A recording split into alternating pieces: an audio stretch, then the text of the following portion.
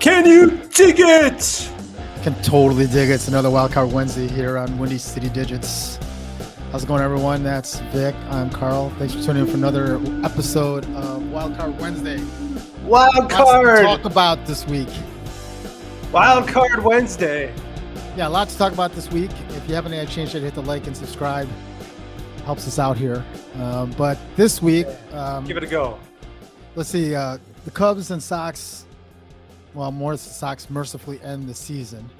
Cubs are already looking forward to next year. Sox have a lot of questions. They do, man. Talk a little bit about Bears tonight, and are they really that bad, or is it just where we expect them to be at this point? And then the Bulls opened the preseason last night at the United Center. So, good job, Coach. That's a good setup. You know what we talked about? You know, let's since the Cubs and Sox just ended their season, let's just start there real quick, right? So you as a Cubs fan, you know, what's your thoughts about the Skokes? We're going to get to that in a minute. Thanks for checking in, man. We're getting in there in a second. So Storm, usuals are here. Yeah, that's cool. I think I'm excited as a Cubs fan. I actually posted something about who has the better upside, Cubs or Sox. And I think the Cubs do. Until we know who the next managers for the Sox. Maybe. And I think there's some doubt about what Rick Hahn can do to the ball club to make it better. It's not. I don't think it's just about your manager on the South Side, guys. Well, just for the Sox, Reinsdorf made some kind of statement like he's going to do everything to right all the wrongs that he made. That's going to take a lot of time because he's made a lot of mistakes. So until he backs away and lets Rick Hahn just do what he needs to do and then hire the guy that he wants for this team and then lets him go out and spend the money that he needs to spend to make this team a contender, you know, we'll see. But thankfully, they end the season, this disappointing season, 81-81. 81-81. So and the Cubs were 14 games under 500. At one point, I think they were like 23 games under 500. They won 8 of their last 10. You told me this, and I saw it as well. They had a better second half than the Mets and quite a few other teams. Yeah. Their pitching rotation has come nicely together. Yep. They've got some really good options for pitching next year. They just need to pick up some bats and determine some of their minor league players where they would like them to play. Yeah, so you know, I know Stokes and Storm, you guys have been in that discussion throughout most of the season. Thanks everyone tuning in that kind of watched us for Cubs and Sox, but that'll be it for a while until Hot Stove League in December, and any breaking news we'll cover that. But that is it, man. It's a good time of year for us because we talk Bears and Bulls. Our two favorite from sports. Here on out. And almost every night there'll be something to talk about. So, where do you want to go first? You want to go Bears? You want to go Bulls first? Where do you want to go? Let's leave the best for last. Let's talk about Bears. Okay.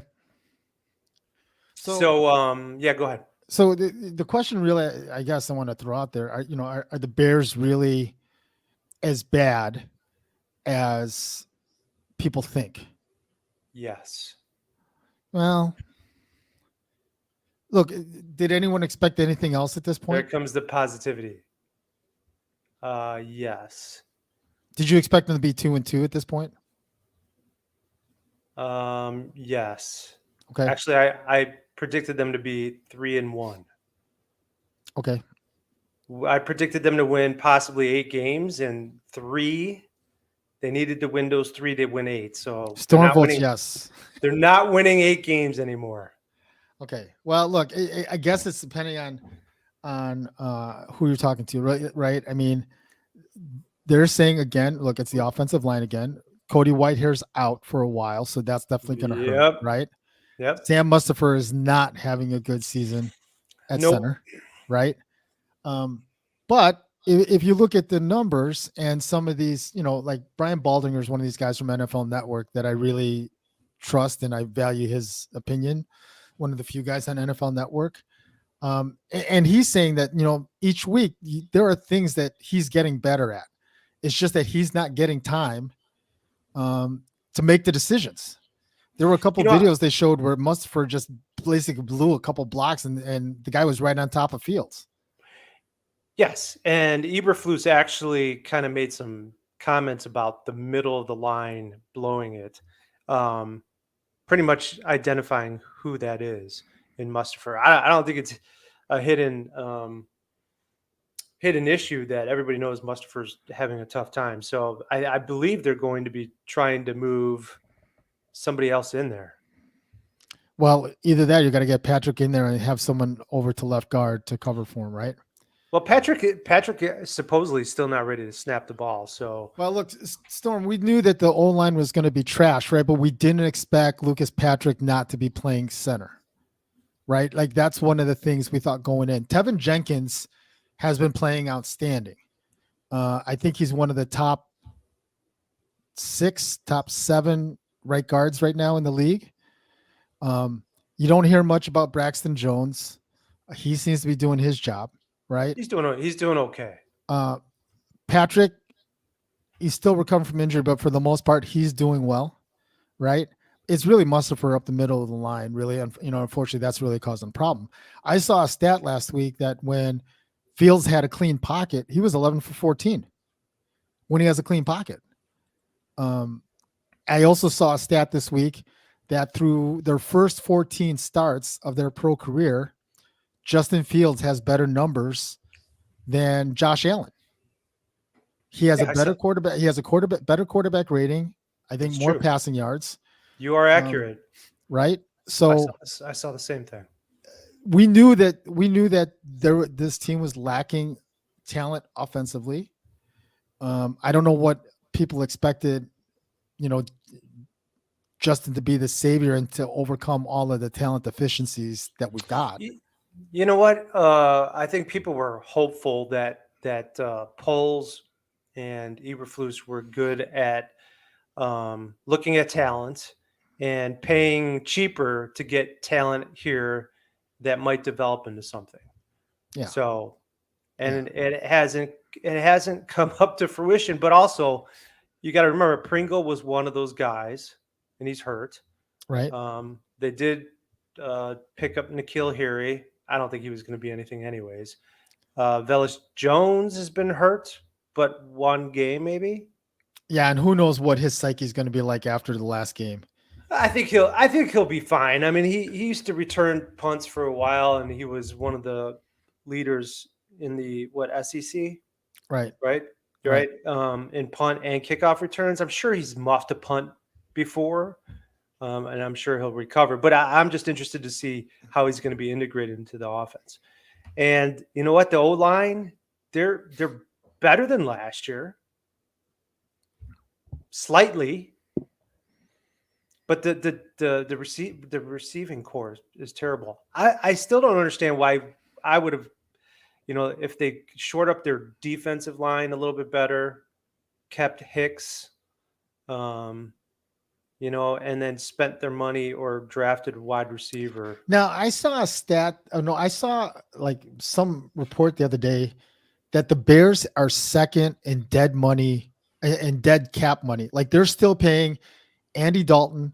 They're still paying Nick Foles. They're still paying Jimmy Graham.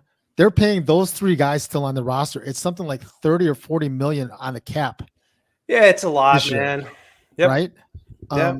Which kind of goes to prove again just the bad contracts and the mess that Ryan Poles inherited. And again, there's only so much you can do, right? That is true. I mean, they have a lot of things to fix.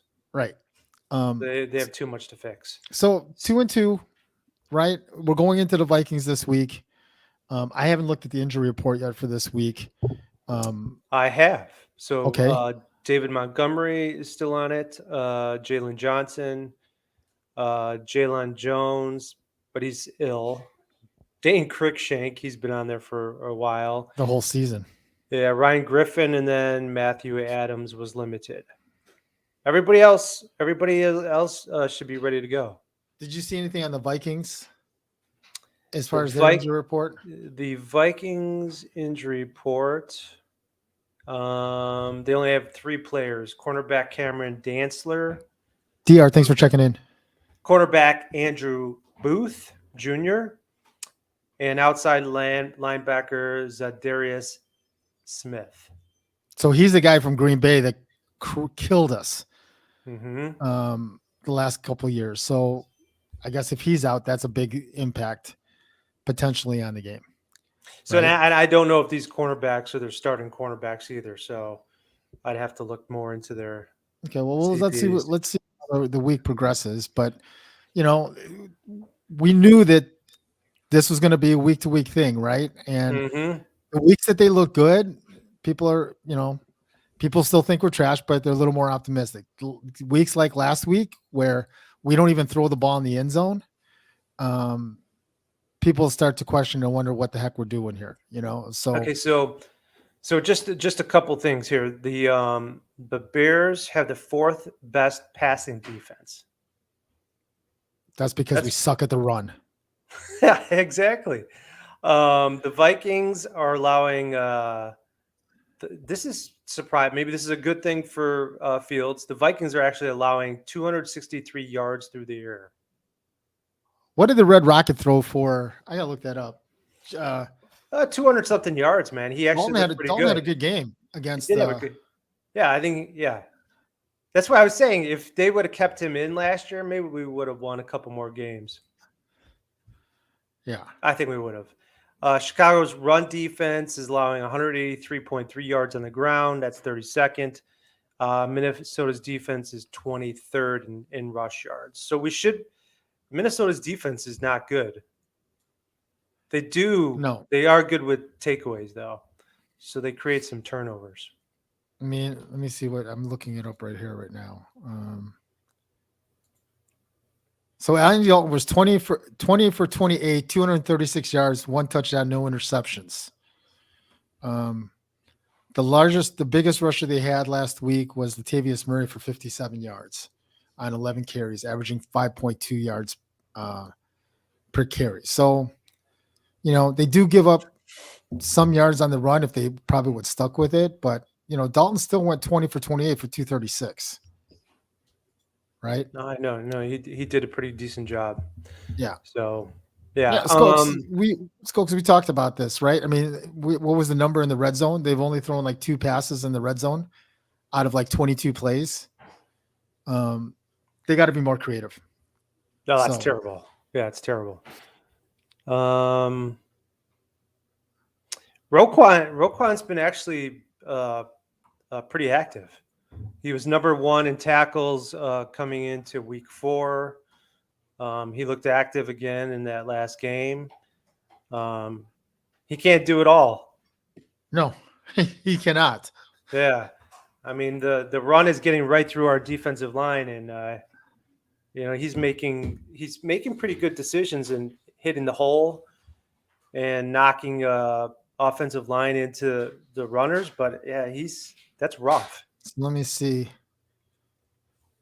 Roquan still leads the league in tackles at 46. 22 of those solo tackles. So he's still up there and leading that team. DR, specifically in the first quarter, it always seems to me like it's a very quiet first quarter for Roquan. And the next thing I know, he's in double digits of tackles. Mm-hmm. I think Eddie Jackson's been pretty darn good tackling this year compared to the last 2 years too. He's also leading the league in interceptions. Yeah. Well, was it 2? 3, I think. Yes, 3. I thought he had 2. I'm going to get the storm here. Would you bring Getsy back if the offense continues to play like this?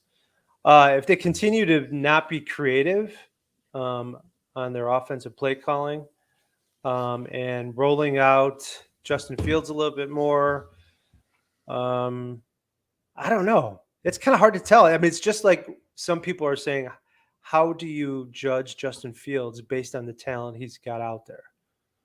It might be very similar. Yeah, I mean, honestly, Eberflus too, for that matter. I'll say Tua Tagovailoa and Jalen Hurts.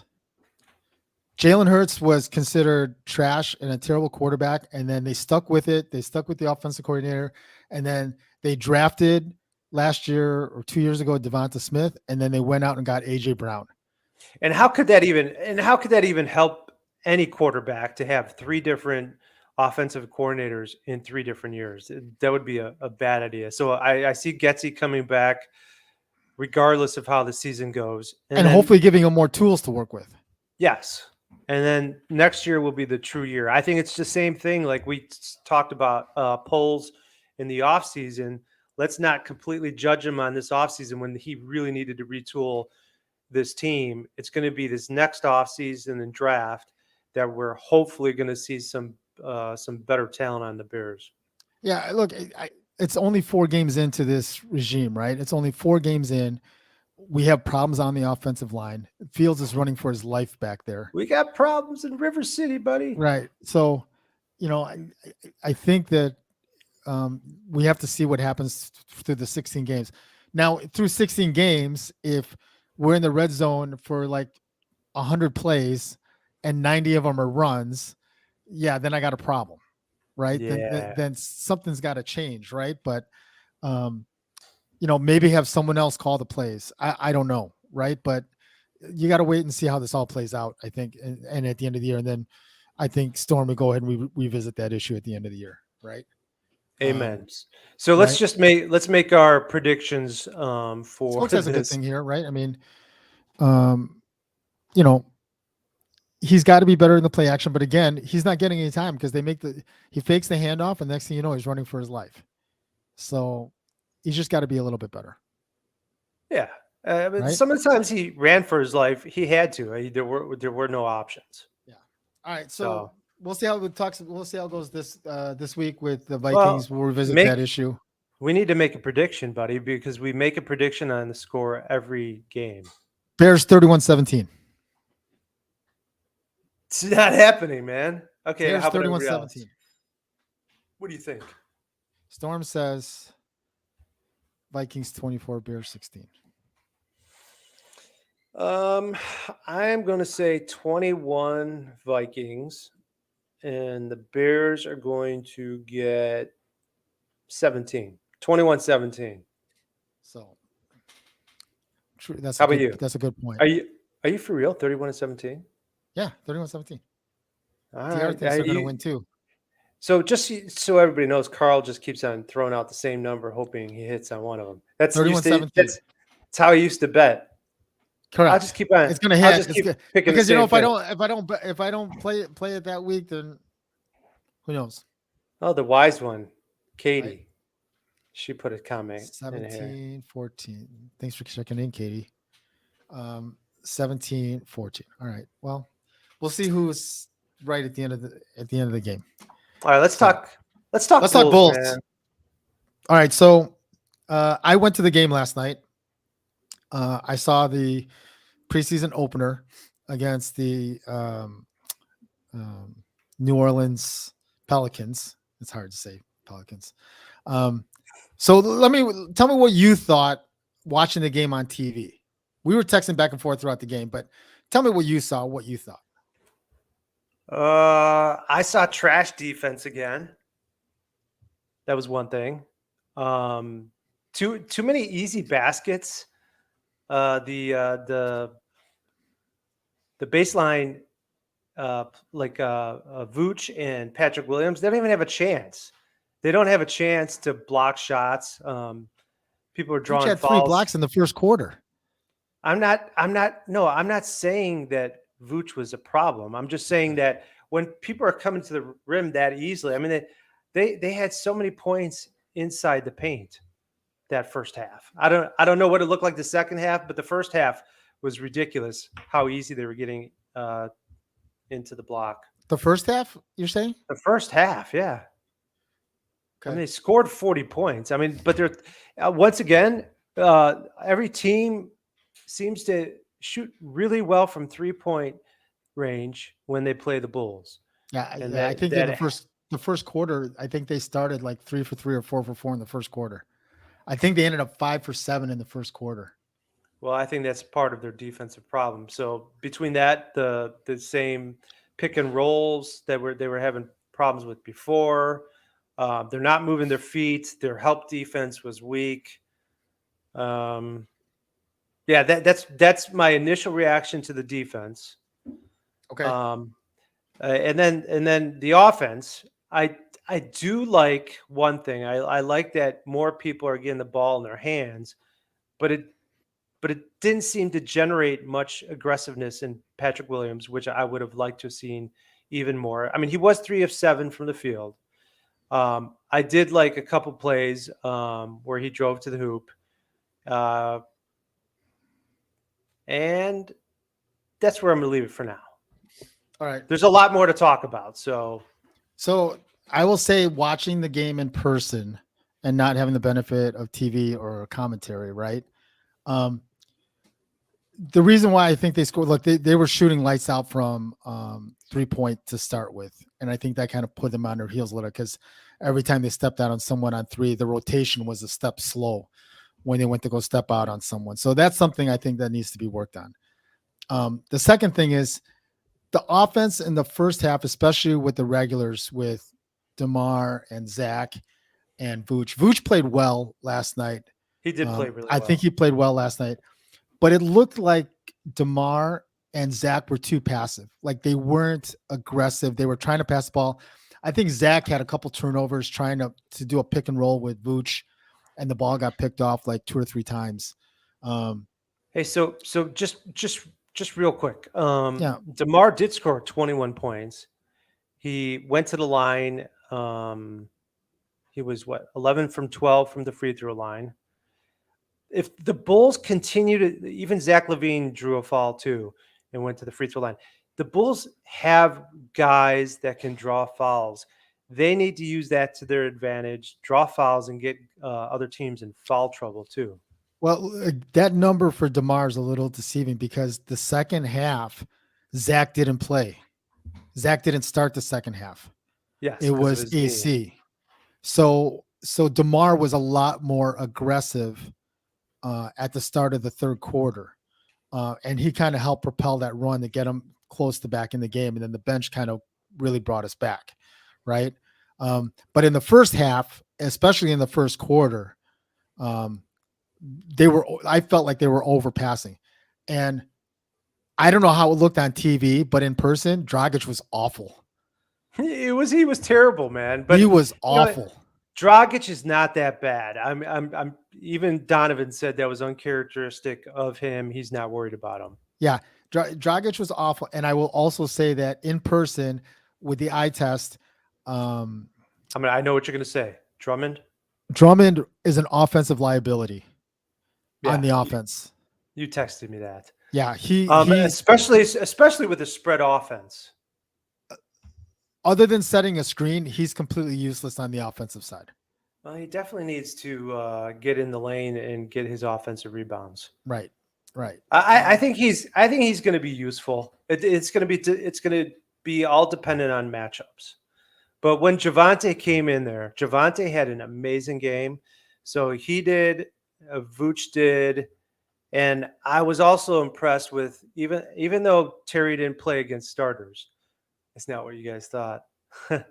Hey, I knew Drummond was going to be able to rebound. We knew he was a defensive liability as well. So, look, we brought him in for defense and rebounding, right? Just the eye test last night. And I don't know if it's just because it's the first game and he's still trying to get used to where he's going to fit in, right? That's the excuse they made last night about how they played. That they're getting used to each other. A few new guys on the team. Well, look, Dragic was making the same turnovers that Zach was making. So I don't know if that was just the way the plays were called or that's what it was supposed to be. But Zach was making the same turnovers. He was, and he always does that. You know, he's always trying to push the ball through like this bit of space. Boy, chat's active tonight. Look, and then I will say this. Again, in person, the eye test, Dalen Terry energized the building. Like, I'll tell you, like he had that Iowa effect from last year. So when he was in the game and he was making plays, especially after he made the first basket, there was an energy in the building with Dalen Terry. And again, I don't know how it looked on TV, but no, he looked like a gazelle, man. He looked fast. Yeah. His defense, I forget who he was guarding at one point when he first came in on the point. I I think it was Devontae Graham. He stayed with him really well. I think he fouled Devontae He did Graham. foul him, but the building was jacked because he stayed right with him. Yeah, I know. He looked good. So like if we could get some so I thought he would start.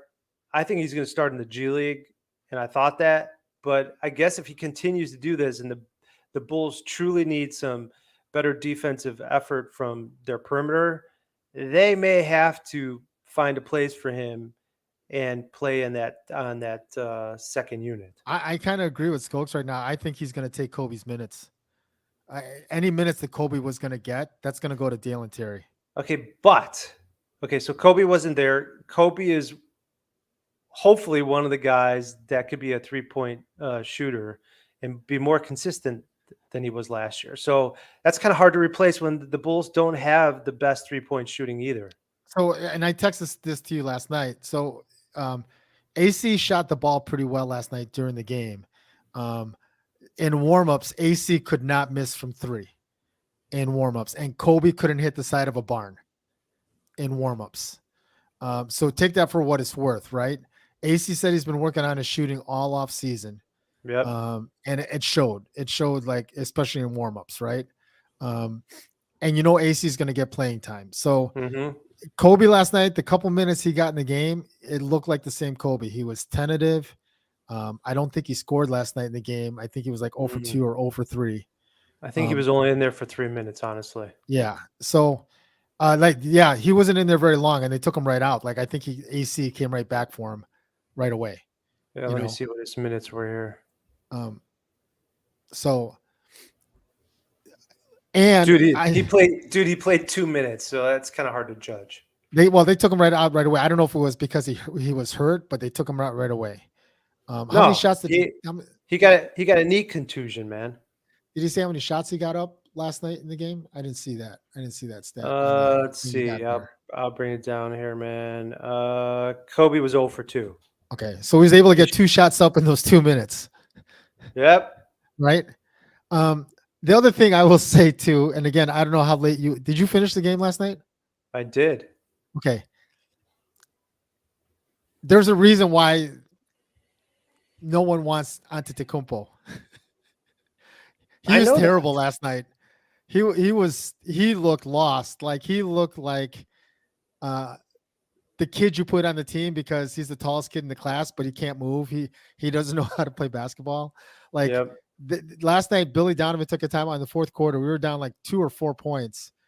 Billy Donovan took a timeout. Kostas Antetokounmpo inbounded the ball, and he looked lost. Like, he didn't know what to do. And he ended up turning the ball over. And then they got a basket out of it. And then there was one time he got a rebound. The defender stole the ball from him, and then he fouled the guy to give him a 3-point play. So I think in a matter of like 30 seconds, he gave up like 6 points in a matter of like 30 seconds when they were only down like 2. So I would have liked to see Marco get some minutes last night. Yeah, a couple of people were saying that. Right. Carlik Jones looked good last night. Yeah, he didn't shoot the ball particularly well, but he had that big 3-point play.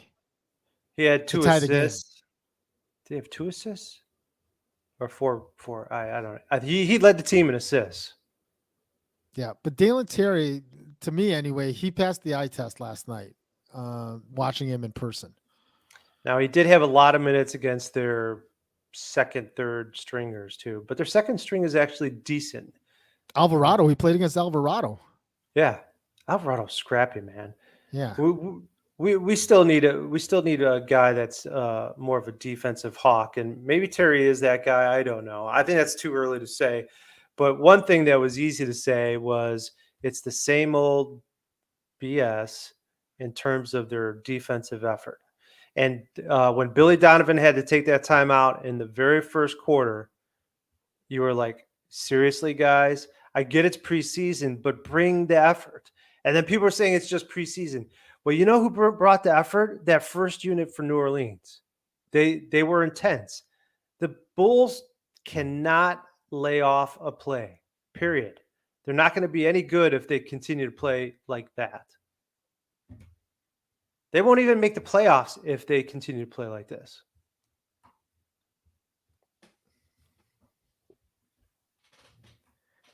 I'm waiting for. Go ahead. Tell I everybody. disagree. Enlighten me. Look, everyone last night. Look, give New Orleans credit. I'm not saying that they didn't play well. Give them credit and props, right?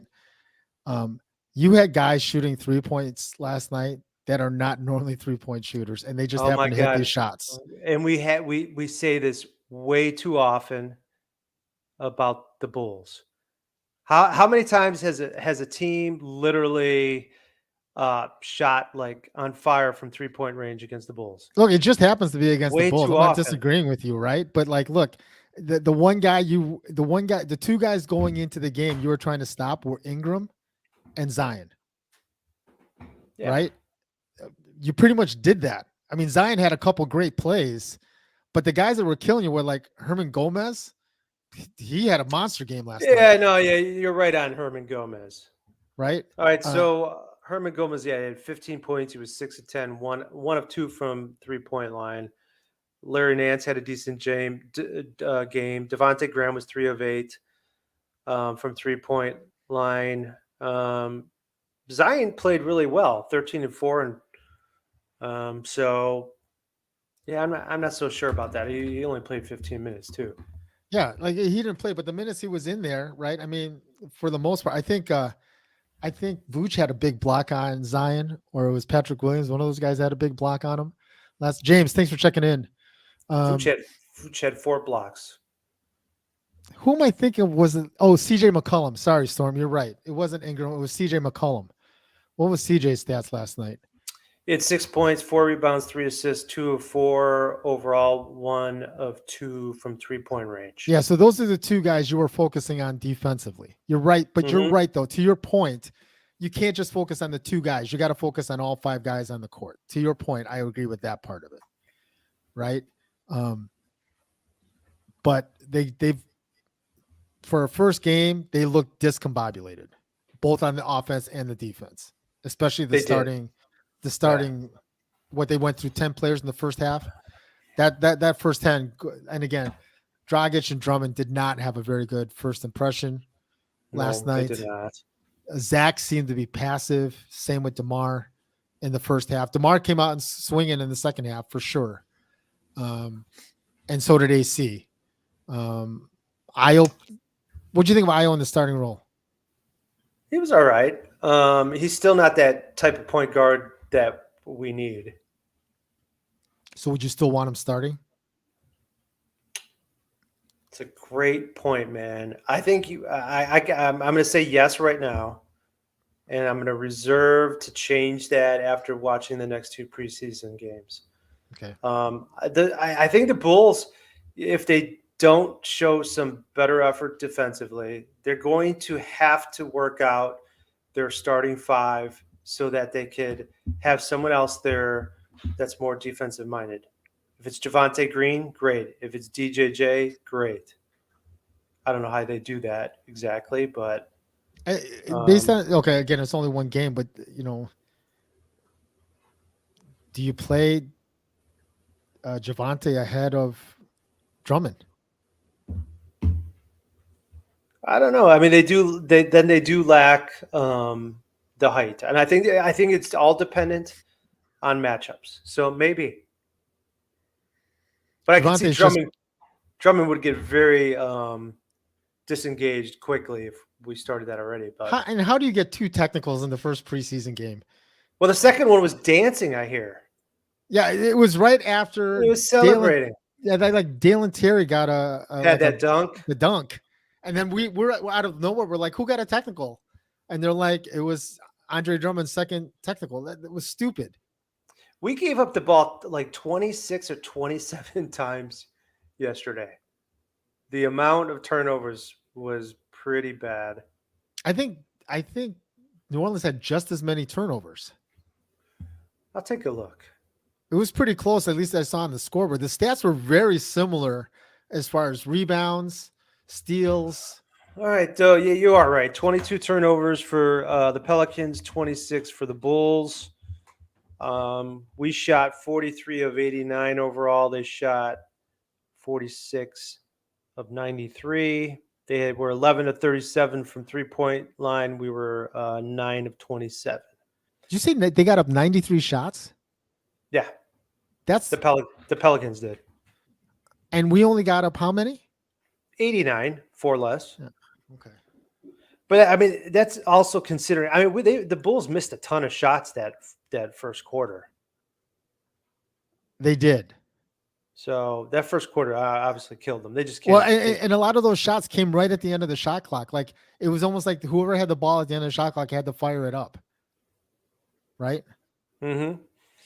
I really do like Javonte Green a lot. So, he cuts to the basket. He creates some better spacing on the floor by doing that. The ball moves better. He's your energy guy.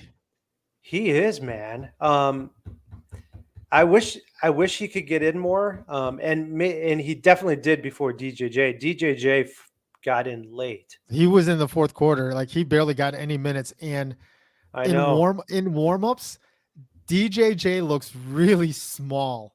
Like he literally looks like a guard compared to the other. And I don't know, we dressed all 20 guys last night for the game. Yeah. All 20 guys dressed. What do you think about Malcolm Hill? He can shoot. Well, sometimes. I mean, we went to the Windy City game when he was playing. He wasn't so hot. Last night he was good. No, he was good yesterday. But does a guy like him or Carlik Jones even have a chance? I think Malcolm Hill is one of those two-way contracts. You got to have him on the two-way contract. Oh, that is right. He already is. He already is on that two-way contract. Did you know what? I didn't see. Did Freeman play? He did not. Yeah, he'll be in the G League. Freeman and Marco didn't get into the game last night. I think those are the only two guys that did not get in that I can remember from the game last night. So, well, it's just going to be interesting how they who they keep and who they send to the G League and who they just let go of. Well, let's see how they do this Sunday. Sunday they play the Raptors. It's a very short preseason. It's only like a couple weeks, and then we're right into the regular season. So I think they play the Raptors at home and away this weekend. So is it Saturday and Sunday? Let's see. I am incorrect. As soon as I open my mouth. Friday they play the Nuggets, and Sunday they play the Raptors. Okay. 7:00 on Friday, 5:00. Are both away? On Sunday. Both games away? Let me check. No, Denver's at the Bulls. Okay. Friday night, huh? And then we're at Toronto. All right, we'll see how that goes. So, yeah. Well, everyone, thanks for tuning in tonight for another Wildcard Wednesday. We do appreciate it. If you haven't had a chance to hit the like, hit the subscribe. We do appreciate everyone that's been checking in. Skokes, James, Storm, DR. Thanks you guys for checking in. Usual crowd. And Katie, thanks for checking in. We do appreciate it. We'll see you guys in the next video. Peace. Love. And digits.